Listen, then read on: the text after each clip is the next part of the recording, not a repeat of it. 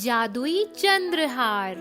माधुरी और प्रमोद की शादी के 4 साल बीत गए।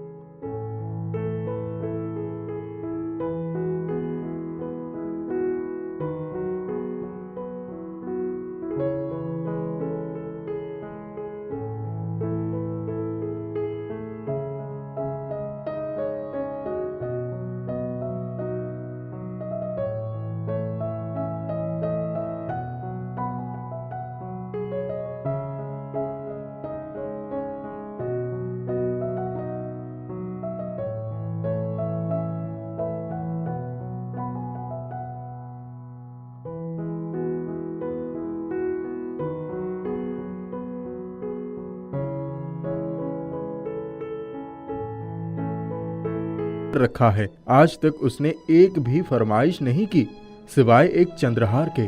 प्रमोद उस दिन जब कुछ सामान लेने बाजार गया तब उसने देखा वहाँ एक बूढ़ी औरत आर्टिफिशियल कंगन, चूड़ियाँ और हार बेच रही थी। उसने उस बूढ़ी औरत से कहा, अम्मा, चंद्रहार भी है क्या? बूढ़ी औरत ने उसकी तरफ एक गहरी नजर डाली और बोली, है तो, पर प्रमोद ने उसकी पूरी बात सुनी भी नहीं और बोला, अम्मा, तुम बस एक जड़ाऊ चंद्रहार दे दो। बुढ़िया ने अपनी संदूक में से बिल्कुल नीचे से एक मखमली डिब्बा निकाला और चंद्रहार निकालकर दिखा दिया। वह चंद्रहार बहुत खूबसूरत था। बुढ़िया ने कहा, इसका दाम बहुत ज्यादा है। प्रमोद ने कहा, जो भी है आप दे दो। उसने सोचा, सोने से अधिक थोड़ी होगा। वह पूरे 300 रुपए देकर वह चंद्रहार ले आया। घर आकर प्रमोद ने वह डिब्बा माधुरी के हाथ में थमा दिया।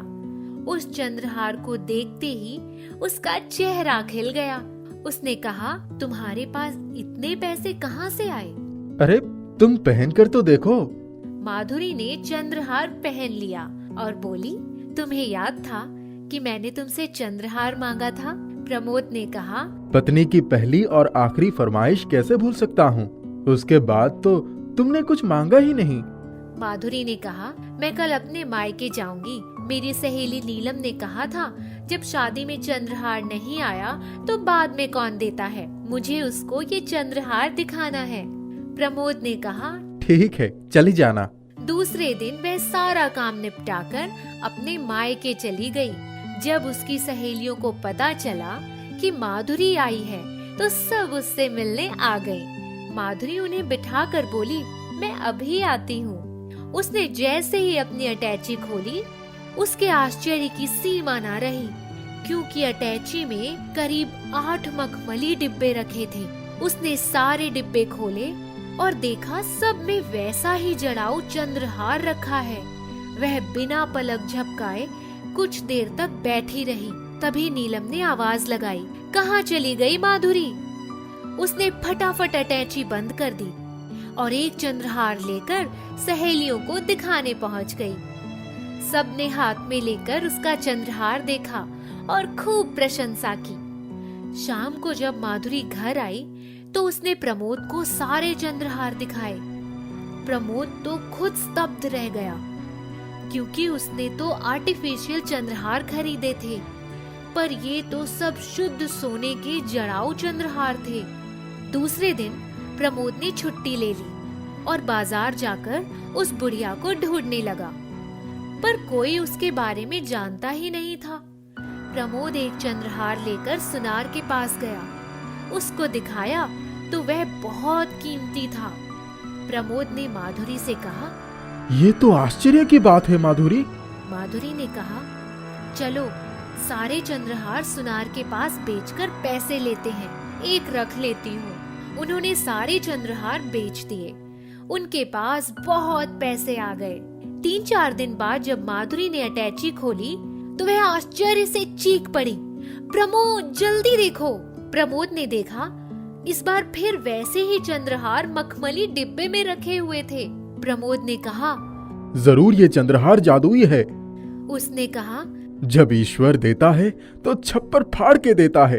वो लोग जितना ही चंद्रहार बेचते उतने ही चंद्रहार अटैची में आ जाते। उनके पास काफी पैसा हो गया। अब प्रमोद ने अपनी दुकान खरीद ली, व्यापार कर लिया। इस बात को बहुत साल बीत गए। माधुरी और प्रमोद के घर बेटे का जन्म हुआ।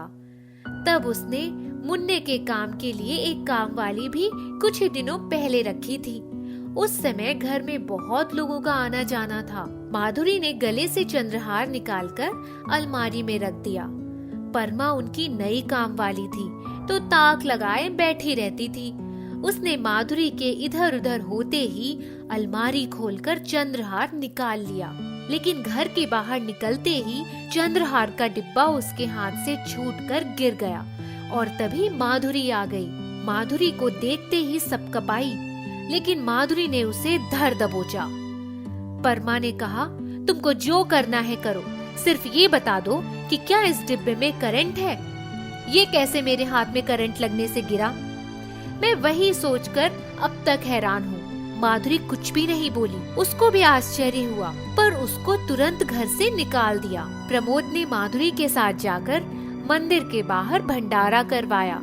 उसके बाद तो उन्होंने 2 एकड़ जमीन खरीद ली, उस पर बगीचा लगवाया, एक अनाथालय खुलवाया। जितना हो सकता था उतना गरीबों की मदद करते। वह जानते थे कि गरीबी क्या होती है। चंद्रहार ने उनके जीवन में बहुत सारी खुशियां ला दी थी। पेड़ का प्यार। एक गांव में नदी के तट पर एक आम का बहुत बड़ा पेड़ था। उस पेड़ के आम बड़े आकार के, रस भरे और खाने में बहुत ही स्वादिष्ट होते थे।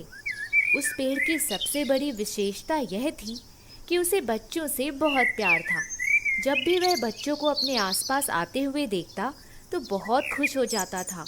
गांव के सारे बच्चे उस पेड़ पर चढ़ते, झूलते और उसका फल भी खाते थे। वे जब खेलकर थक जाते तो घनी छाया के नीचे बैठ जाते थे। एक दिन सवेरे बहुत सारे बच्चे पेड़ के नीचे आ गए और वह खुशी से झूम उठा। आओ आओ प्यारे बच्चों, मीठे मीठे मेरे फल खाओ, मेरी डाल पर बैठकर झूला झूलो, मेरे साथ बातें करो, खेलो और मौज मनाओ। सभी बच्चे पेड़ पर चढ़कर खेलने कूदने और फल खा रहे थे। अचानक एक बच्चे का पैर फिसला और वह नीचे गिरने ही वाला था कि आम की एक डाली ने झुककर उसे जैसे अपने गोद में थाम लिया हो। संभाल कर, तुम्हें चोट तो नहीं लगी? अरे नहीं नहीं, मुझे ऐसा लगा जैसे किसी ने मुझे अपनी गोद में थाम लिया हो। आपके डाल और पत्तियों का स्पर्श मुझे बहुत अच्छा लगा। मैं यह अच्छी तरह से जानता हूँ कि आपकी डाल पर चढ़ने वाला कोई भी बच्चा आज तक नीचे नहीं गिरा। मैं भला अपने प्यारे बच्चों को कैसे गिरने दूंगा। अच्छा बेटा, यह बताओ तुम्हारा नाम क्या है? मेरा नाम अमोल है। आपके पेड़ के आम मुझे बहुत अच्छे लगते हैं। क्या मैं रोज आम खाकर आपके डालियों पर झूल सकता हूँ? हाँ हाँ, क्यों नहीं, मुझे खुशी होगी। कुछ देर बाद सारे बच्चे वहाँ से चले गए। अमोल अकेला पेड़ की डाल पर बैठकर झूलता रहा। अमोल, क्या तुम्हें घर नहीं जाना? क्या करूँगा घर जाकर? नानी अस्पताल में है और घर में कोई नहीं है। शाम को मैं भी अस्पताल में उन्हें देखने जाऊंगा। तुम्हारे मम्मी पापा? मेरे मम्मी पापा अब इस दुनिया में नहीं रहे।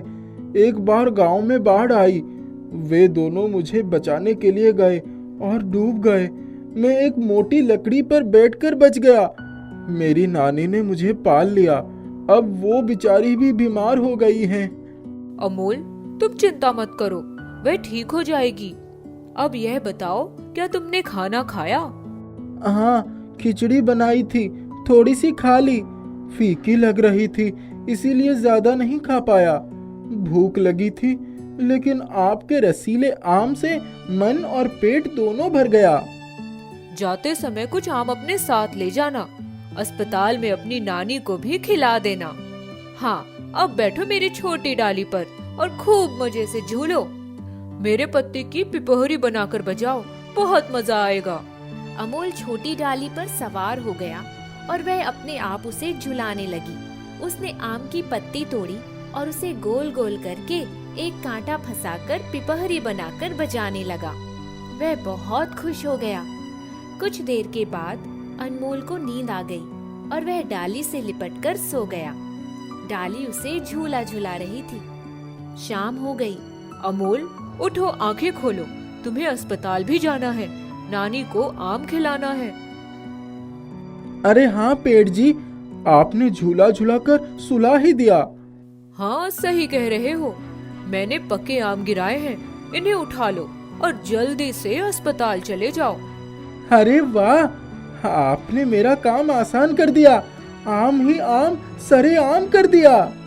अमोल ने मुस्कुराते हुए सभी पके हुए आम उठा लिए और लेकर अस्पताल पहुंच गया। आ गए बेटा, तुमने कुछ खाया कि नहीं? हाँ नानी, मैं खाकर आया हूँ। आपकी तबीयत कैसी है? बेटा, मैं ठीक हो गई हूँ। अस्पताल वालों ने मुझे छुट्टी दे दी है। ये लो, पहले आम खाओ, इसके बाद तैयार हो जाओ। अनमोल नानी को आम खिलाकर तैयार करके घर पर लेकर आ गया। यह क्या अमोल, तुमने खिचड़ी बनाई कि जलाई? पता नहीं कैसे खाई। ये हमारे पड़ोसी भी कैसे हैं, तुम्हें 2 दिन खाना नहीं खिला सके? नानी, मेरे पेड़ जी ने मुझे पेट भरकर आम खिलाया भी और सुलाया भी। उन्होंने मेरे लिए पके हुए आम गिराए जो मैंने आपको खिलाए। वो मुझे आपकी ही तरह बहुत प्यार करते हैं। दूसरे ही दिन सारे बच्चे आम के पेड़ के नीचे पहुंच गए। वह आम खा रहे थे और झूल रहे थे। इतने में हवा के तेज झोंके आए और देखते ही देखते हवा ने तूफान का रूप ले लिया। आकाश में बिजली कड़कने लगी और पानी बरसने लगा। बच्चों, आज का मौसम बहुत खराब दिखाई दे रहा है। बहुत जोरों से बिजली कड़क रही है। तुम सभी लोग सामने पहाड़ वाली गुफा में चले जाओ, वहाँ पूरी तरह सुरक्षित रहोगे। सभी बच्चे गुफा में चले गए, लेकिन अमोल पेड़ के पास ही रुका रह गया। अमोल बेटा, सब लोग गए लेकिन तुम रुक गए। मैंने सबको खतरे से बचाने के लिए कहा है। तुम मेरे और करीब आओ, बड़ी डाली के नीचे ही रहना। ठीक है पेड़ जी। बरसात कुछ कम हुई। इतने में अमोल कुछ बाहर निकला और उसी समय तेजी से बिजली कड़की और पेड़ के नीचे अमोल पर गिरने ही वाली थी कि पेड़ उस तरफ झुक गया। बिजली पेड़ के बीचों बीच गिरी और पेड़ बीच से फट गया। अमोल, दूर हट जाओ। इतना कहते हुए आधा पेड़ नीचे गिर गया। कुछ देर के बाद पानी रुका और सभी बच्चे बाहर आ गए। अनमोल कहाँ चला गया? पेड़ आधा फट गया है। बिजली ने पेड़ को भारी नुकसान पहुंचाया है। अमोल, कहाँ हो? मैं यहाँ हूँ, आओ मुझे निकाल लो। सभी बच्चों ने देखा अमोल पेड़ की एक डाली के नीचे बहुत सुरक्षित रूप से बैठा था। यह बिजली अमोल पर गिरने वाली थी, लेकिन आम के पेड़ ने अपनी कुर्बानी देकर उसे बचा लिया। मेरे आम के पेड़ जी, यहाँ आपने क्या कर दिया? आपने मेरी खातिर अपनी जान जोखिम में डाल दिया। मेरे प्यारे बच्चे, मुझे इस बात की खुशी है कि तुम सही सलामत हो। बाकी सभी बच्चे भी सुरक्षित हैं। अमोल, यदि तुम्हें कुछ हो जाता तो मैं अपने आप को कभी माफ नहीं कर पाता। अमोल की आंखों में आंसू बहने लगे। सभी बच्चे रो रहे थे।